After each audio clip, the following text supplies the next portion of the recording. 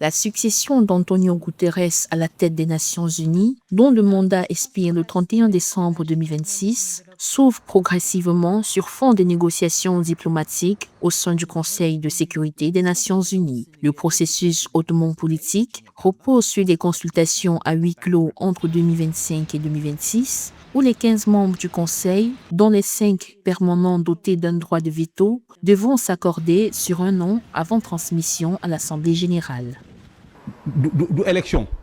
Ce n'est pas une élection. Ce qui va se passer, c'est que les 15 pays, dont la Chine, les États-Unis, entre autres, vont se réunir pour décider ensemble de la personne qu'ils choisiront. De notre côté, nous n'avons aucun problème avec la Chine. Lorsque la Chine a organisé un événement, le FOCAC, tout s'est déroulé dans de très bonnes conditions. Ce que nous devons expliquer aux Sénégalais, c'est que le vote ne nous revient pas.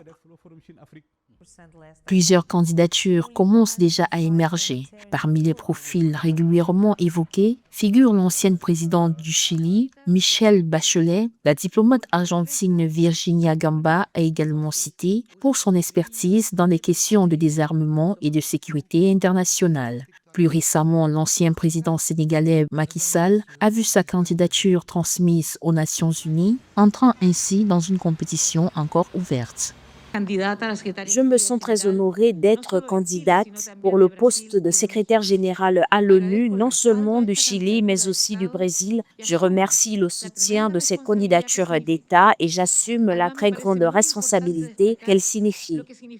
Pour l'instant, aucun candidat ne s'impose clairement dans la course. L'issue dépendra surtout d'un compromis entre les grandes puissances membres permanents du Conseil. Pour être retenu, un candidat doit obtenir au moins 9 voix favorables sur 15, sans faire l'objet d'un veto d'un membre permanent. Le choix du prochain secrétaire général devrait ainsi se dessiner à l'automne 2026, au terme de négociations diplomatiques menées à huis clos entre États membres.